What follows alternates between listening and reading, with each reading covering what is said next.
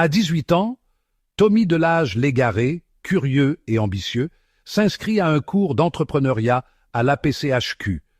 Là, il apprend les bases de la gestion, de la comptabilité et surtout comment les structures économiques façonnent un pays.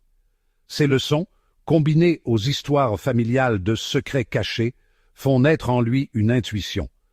Le système a des failles, et certains en profitent. Parallèlement à ses études, Tommy travaille chez Accessoires Pneus Rosaire Thériault à Louisville. Son patron, un homme au sourire en or et à l'air mystérieux, semble apprécier son travail assidu. Pourtant, Tommy sent que quelque chose cloche. Gap 2S. En observant les allées et venues de Thériault, il commence à élaborer des théories, une île fédérale, une religion personnelle, des contrats opaques. Ses pensées trottent dans la tête de Tommy, préparant le terrain pour un voyage qui allait bientôt brouiller la frontière entre la curiosité et une découverte périlleuse. Un soir, après que 3 vols camions mystérieux aient secoué Louisville, Tommy a mentionné à ses chums, Thériault avait récupéré le camion par lui-même, car nous aussi s'avons fait voler. La réaction fut immédiate, jalousie, tension. Peu de temps après, les amis à Tommy lui ont fait fumer une drogue puissante qu'il connaissait pas, pendant que tout le monde était sur la même drogue d'Omis. Disait « Je vais tout le temps rester les deux sur terre ». J'avais jamais partir au-delà. 3 jours plus tard, les policiers l'ont arrêté brutalement. Menotté, tabassé, il a été conduit à l'hôpital sous prétexte d'une crise de nerfs. Les policiers m'ont amené au poste de police. Ils voulaient m'amener en prison, mais moi, je ne comprenais rien. Donc j'ai demandé d'aller à l'hôpital. Le jeune policier a travaillé pour moi. Là, un patient aux yeux blancs lui a murmuré « Tommy, on achète tous nos pneus chez Thériault, puis il te veut du mal. » Moi, à propos que l'hôpital pense que je complote. J'ai tout gardé pour moi, mais finalement le patient docteur s'est dénoncé lui-même. S'en est suivi un cauchemar médical. Prescription de pilules qui te font virer à l'envers, diagnostic de schizophrénie, sortie de l'hôpital, je ne supportais plus la pression aller. Aux guichettes à la banque me faisait pleurer. Donc j'ai arrêté de suite les médicaments, et là c'est ça, par du cannabis, 5 mois passent, et je passe en cours, ils veulent encore m'envoyer en prison, donc je demande d'être regardé par un docteur pour être déclaré. Schizophrène, oh, ne pas être accusé. Au criminel, car j'avais rien fait 3 mots plus tard. Un peu avant mon et vous chez le docteur, je commence à voir que le Québec est construit en dessous de l'eau et qu'il pourrait avoir des inondations comme par magie. J'ai eu plein de fausses publicités qu'il allait avoir une inondation, je n'avais parlé à 3 personnes seulement. 15, j'ai vu cette publicité-là. J'ai commencé à avoir peur d'une vraie inondation, donc je suis parti. En vélo à Saint-Justin pour aller chercher mon motocross. J'ai mon ami, avant qu'arrive, chez ma mère, et il a des lettres. Qui parle de mes projets? À terre, sur le perron, cette lettre-là m'a fait encore paniquer. Ensuite, je suis parti, j'ai mon ami chercher mon motocross, mais là, il avait des choses régulières, car il checkait 2 TV, une TV avec une antenne et notre TV est avec le table. Je ne comprenais pas, donc après j'ai pris mon mode cosse en peur et je suis parti dans la montagne. C'est là que j'ai vu plein de pancartes à vendre fraîchement placées. Ceux en qui il croyait pouvoir avoir confiance s'étaient retournés contre lui, et le système qu'il cherchait à dénoncer se refermait maintenant sur lui de tous côtés. Dans les coins sombres de l'hôpital, où les ombres chuchotaient des secrets et l'air était épais de désespoir, Tommy a réalisé que sa lutte pour la vérité ne faisait que commencer et que le chemin qui l'attendait était semé d'embûches, alors que les jours se transformaient en nuits et les nuits en un flou interminable. Le poids de ses découvertes pesait lourdement sur lui. Chaque mot murmuré, chaque regard furtif lui rappelait le jeu dangereux auquel il participait maintenant. Et dans ce silence suffocant, Tommy savait qu'il devait trouver un moyen de s'échapper, de poursuivre sa quête de réponse, même si cela signifiait s'enfoncer davantage dans la folie qui menaçait de le consumer. 1 an plus tard, Tommy essayait de rebondir en lançant une entreprise avec son père. Cependant, Ses recherches ont mené à une découverte surprenante. Sa famille possédait une « clé du Canada », un secret lié à l'histoire coloniale et à des noms de rues codés, ces fameux L et J. Mais le système le rattrapait. Convoqué pour une évaluation psychiatrique, Tommy se sentait traqué. Le jour du rendez-vous, tout s'est accéléré. Des messages subliminaux à la télé l'avertissaient d'une inondation au Québec. Il s'est enfui à Saint-Justin, mais la police l'a retrouvé. À l'hôpital Sud, la DRE Marie-Frédérique Allard l'a accueilli. Je me sentais suivi depuis très longtemps et j'avais beaucoup de pression. Et là, j'arrive demain le docteur. Il était 2 et un juge. Ah, une ordonnance de voir une personne. C'est pas l'équipe complète. Qui m'attendait? Toutes les personnes étaient tatouées. Cette fois-là à l'hôpital. J'ai jamais vu cet hôpital aussi bombé. De personnes et pourquoi la personne musclée m'attendait. J'ai essayé de les acheter avec de l'argent. Que je n'avais pas, j'ai failli déconvaincre, mais... Et l'a assassiné avec une aiguille empoisonnée. Tommy a été déclaré mort pendant 3 jours. Gap 2S. Pendant sa mort, disons, Tommy a vécu un voyage surréaliste. Il s'est retrouvé parmi des patients aux identités triples, Richard Vallière, un avocat assassin, Rosaire et Thériault, des complices fantomatiques. Un tribunal de fantômes, rien de moins, l'a déclaré légume avant même son procès.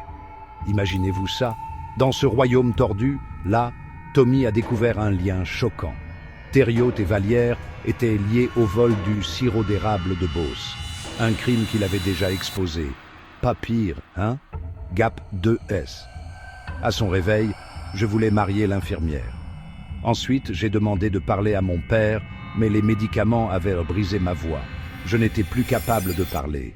Avec du bégaiement, j'ai expliqué à mon père que c'était le beau-père à son partenaire Pavage Boisvert à Shawinigan, qu'il était au courant dans mon avis à l'hôpital et qu'il ne voulait pas de bien de moi. Mais mon père m'a jamais cru, il m'a laissé à l'hôpital craignant que j'étais malade. À l'hôpital. Ils m'ont placé avec un patient qui se nommait Richard Vallière au début. C'était mon ami. J'avais une licence d'entrepreneur et je voulais qu'il fasse des peintures pour moi avec une licence. Il était content jusqu'à temps qu'il dise « C'est un tueur, c'est là que j'ai commencé à avoir peur. » Le diagnostic de schizophrénie était une arme. On voulait discréditer ses découvertes. Le système, là, serrait son emprise autour de lui. Mais la détermination de Tommy, elle, grandissait. Il savait maintenant que le combat était loin d'être terminé. C'était pas fini, pantoute. Quand j'étais à l'hôpital, et le gouvernement a devancé ma cour. Ma cour était dans un mois plus tard, mais ils l'ont demandé d'1 mois. Ils sont venus me chercher à l'hôpital avec l'Armoirie royale du Canada de Frankville quand ils sont venus me chercher. Pour m'amener à la cour de Trois-Rivières, c'était le boss de l'Armoirie royale du Canada avec ses 2 fils. Les 3 me donnaient raison sur toutes mes découvertes que je faisais, et même que je donnais peur à tout le monde, car ce que je disais était profond, Quand je suis arrivé à Trop de Trois-Rivières, il avait des caméras. Le TVA Radio-Canada, CBC, partout, pas juste au début.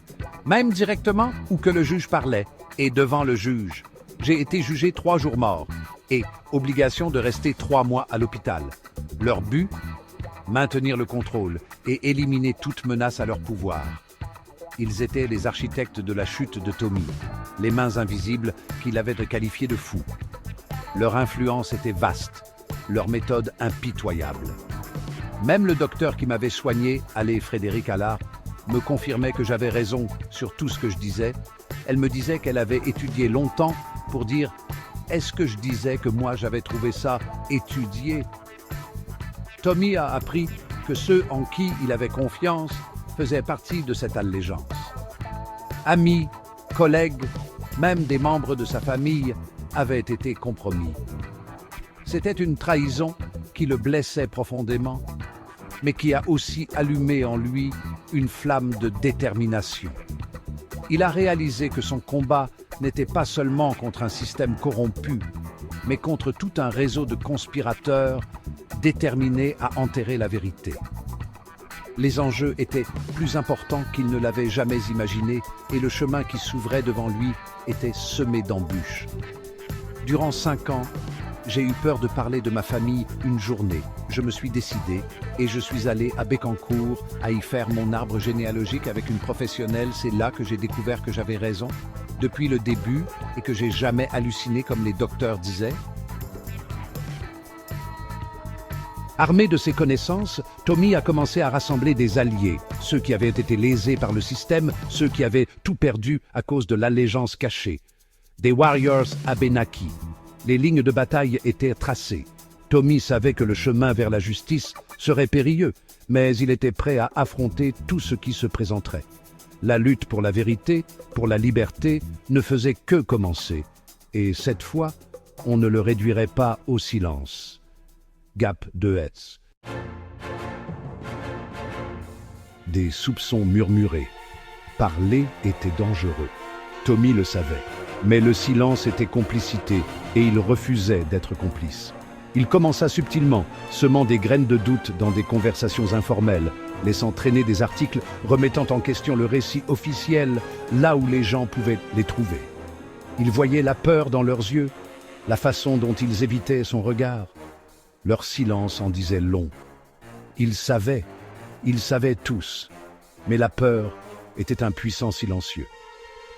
Le système s'en nourrissait, la cultivait, l'utilisait pour maintenir son emprise.